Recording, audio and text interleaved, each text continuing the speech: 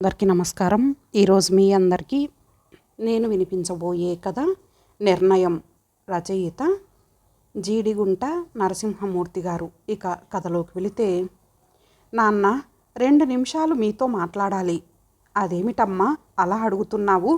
నేను ఎప్పుడూ ఖాళీనే. రోజంతా స్కూల్లో బిజీగా ఉండే నువ్వు నాతో మాట్లాడతానంటే నేను చాలా అదృష్టవంతుడిని.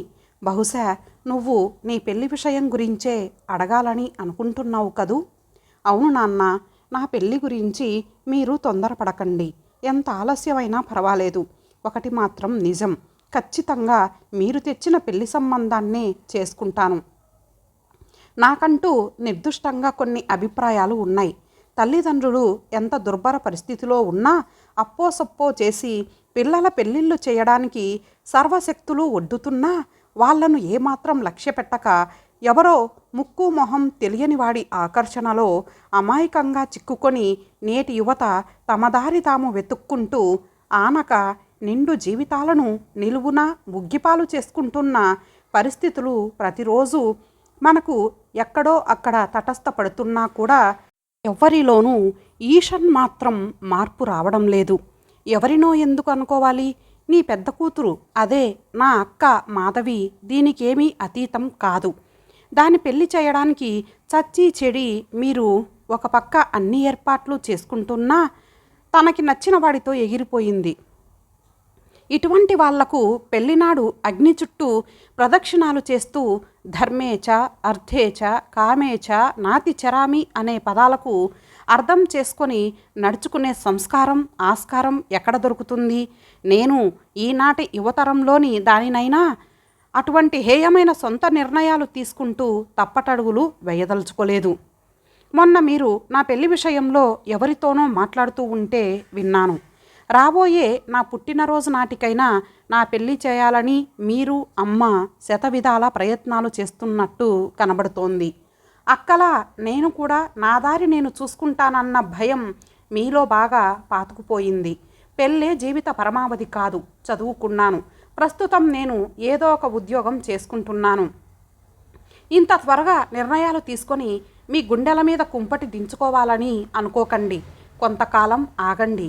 ఈలోపు నేను ఎటువంటి పరిస్థితులలోనూ మీకు తలదించుకునే పరిస్థితి తేబోనని హామీ ఇస్తున్నాను అంటూ మనసులోని ఫీలింగ్స్ బయటపెడుతూ ఉంటే విశాలిలో అప్రయత్నంగా కళ్ళల్లో నీళ్లు ఉబికాయి.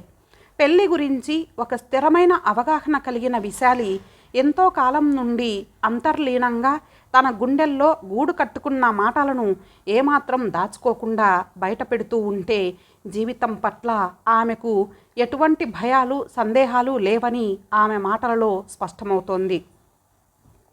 ఉద్యోగం చేసుకుంటూ ఎంతో కొంత సంపాదించుకుంటున్న తన కూతురు ప్రస్తుత సమాజ బలహీన ధోరణులకు పూర్తిగా అతీతమైన వ్యక్తి అని ఆయన మనసులో బలపడ్డాక ఇప్పుడు ఆయన ముఖంలో ఎటువంటి అలజడి లేదు.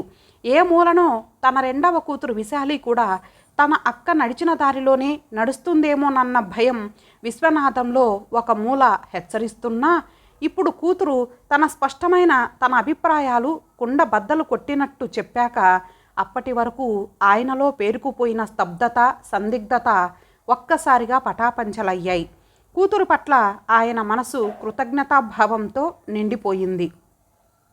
అలాగే రా తల్లి, నువ్వు నీ అక్కలా అనాలోచిత నిర్ణయాలు తీసుకోవని నాకు తెలుసు.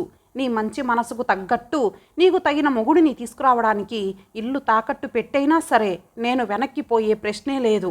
ఇక నువ్వు నిశ్చింతగా ఉండు. నువ్వు 25 సంవత్సరాల క్రితం నా ఇంట్లో ఉదయించావు. నా సెంటిమెంటు ప్రకారం అదే రోజు అంటే వచ్చే నీ పుట్టినరోజు నాటికైనా మన ఇంట్లో పెళ్లి బాజాలు మోగాలని నా ఆశ.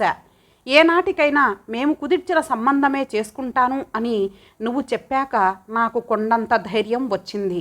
తల్లిదండ్రులకు గౌరవం ఇచ్చి వాళ్ళు వేసిన బాటలో నడిచిన పిల్లలకు జీవితంలో ఎటువంటి సమస్యనైనా ఎదుర్కోగలిగే స్థైర్యం ధైర్యం సమాజం నుండి అండ వాటంతటవే సమకూరుతాయి అన్నాడు హాయిగా గుండెల నిండా ఊపిరి పీల్చుకుంటూ. స్కూల్ నుండి వచ్చి కొద్దిసేపు రిలాక్స్ అయ్యాక రేపు పిల్లలకు చెప్పాల్సిన పాఠాలకు సంబంధించిన పుస్తకాలను తిరగేస్తోంది విశాలి. ఇంతలో ఆమె సెల్ ఫోన్ రింగ్ అయ్యింది.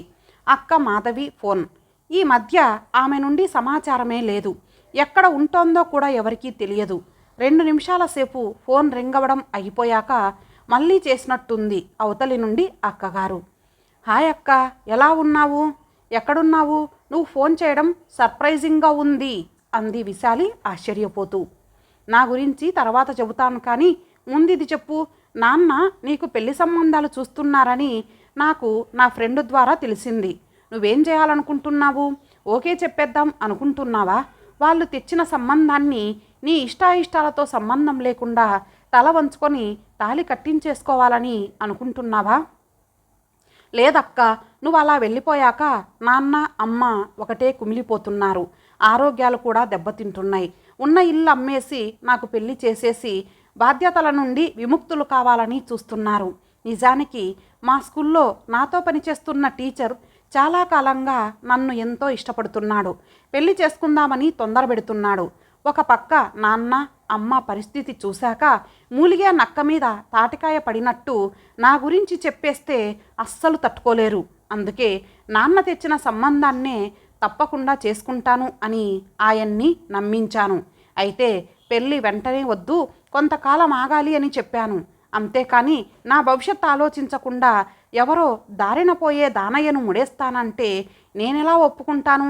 పరిస్థితులు ఎలాగైనా ఉండని నేను నీ దారిలోనే నడవాలని అనుకుంటున్నాను. నా దృష్టిలో నువ్వు ఏమీ తప్పు చేయలేదు.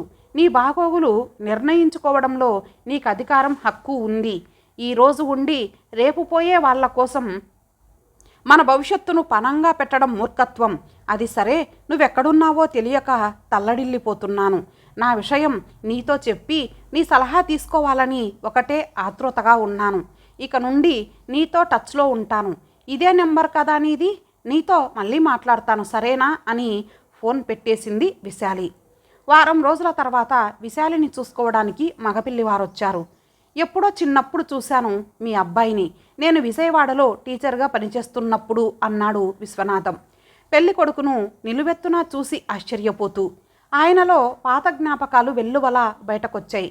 పెళ్లి కొడుకు తండ్రి మాధవరావు గారు తన తండ్రి పూర్వాశ్రమంలో సహ ఉపాధ్యాయులు అన్న విషయం విశాలికి వాళ్ళిద్దరూ చనువుగా మాట్లాడుకుంటూ ఉంటే అర్థమయ్యింది. వాళ్ళిద్దరూ టీచర్లుగా ఒకచోట పనిచేసినప్పుడు అప్పటికి తనకు పూర్తి ఊహ రాలేదు. అయ్యా మాధవరావు గారు, ఆ అబ్బాయికి మీ ఉభయులకు మా అమ్మాయి నచ్చిందని ఒక మాట చెబితే ఇక రేపు రాబోయే ఉగాది నాటికి ముహూర్తాలు ఖాయం చేసుకోవడానికి నా ప్రయత్నాలు చేసుకుంటాను అన్నాడు విశ్వనాథం ఉత్కంఠతతో ఆయన సమాధానం కోసం ఎదురుచూస్తూ. అదేమిటి విశ్వనాథం గారు, మన స్నేహధర్మాన్ని కాపాడుకోవాల్సిన బాధ్యత మనకిరువురికి లేదంటారా? మన ఇద్దరి మనస్తత్వాలు మొదటి నుండి ఒక్కటే. ఇక ఈ విషయంలో మీరు సంశయించాల్సిన అవసరమే లేదు అన్నాడు మాధవరావు. ఆయనలో ఎటువంటి హిపోక్రసీ కనిపించడం లేదు. విశ్వనాథం ముఖంలో ఇప్పుడు ఎంతో రిలీఫ్ కనిపించి కొత్తగా ప్రాణవాయువు పీలుస్తున్నట్టుగా అనిపించింది. తన రెండవ కూతురు విషయంలోనైనా తను ఇప్పుడు విజయం సాధించాడు. తనని తన పెద్ద కూతుర్లా అల్లరిపాలు కాకుండా పూర్తిగా సహకరించిన విశాలికి మరోసారి మనసులోనే కృతజ్ఞతలు చెప్పుకున్నాడు. పెళ్లివారు వెళ్ళిపోయిన 1 గంట తర్వాత మాధవి నుండి విశాలికి ఫోన్ వచ్చింది. గబగబా వెళ్ళి తీసింది విశాలి. ఎంతవరకు వచ్చింది నీ ప్రణయలీలలు అంది మాధవి అవతలి నుండి. త్వరలో ముహూర్తాలు పెట్టుకుంటున్నారు. బహుశా నా పుట్టినరోజు నాటికి పెళ్లి ఖాయం కావచ్చు అంది విశాలి. మంచి శుభవార్త చెప్పావు విశాలి. పెళ్లి కొడుకు నిన్ను ప్రేమించిన వాడేగా. నాతో పోల్చుకుంటే నువ్వు చాలా మెతకదానివని అందరూ అనుకుంటూ ఉంటారు. ఇంతకీ నాన్నను ఎలా ఒప్పించావు? ఆశ్చర్యంగా అడిగింది మాధవి. మాధవి, ఇక్కడ నీకో విషయం చెప్పాలి. నా ప్రేమ కథ ఒక కల్పితం. అయితే నా కల్పిత హీరో ఒక టీచర్ అయితే ఇప్పుడు నిజ జీవితంలో హీరో ఒక జూనియర్ కాలేజీకి ప్రిన్సిపల్. ఇది నాన్నకు చిన్నప్పటి నుండి తెలిసిన సంబంధం. ఇంతకుముందు నేను నీతో మాట్లాడింది పూర్తి అబద్ధం. నేను నీ ట్రాప్లో పడతానని ఎలా అనుకున్నావు? నీలా నేను తప్పు చేయదలుచుకోలేదు. ఇదే నా నిర్ణయం. బై. ఇక నువ్వు నాకు ఫోన్ చేయాల్సిన అవసరం లేదు అని విశాలి మాధవి ఫోన్ డిస్కనెక్ట్ చేసేసింది. అనుకోకుండా గదిలోకి వచ్చి ఫోన్ సంభాషణ విన్న విశ్వనాథం గారి గుండెల్లో విశాలి హిమాలయ పర్వతం అంత ఎత్తుకు ఎదిగిపోయింది. ఇంతటితో ఈ కథ సమాప్తం. మరలా మరొక మంచి కథతో కలుద్దాం. అంతవరకు సెలవు. నమస్తే.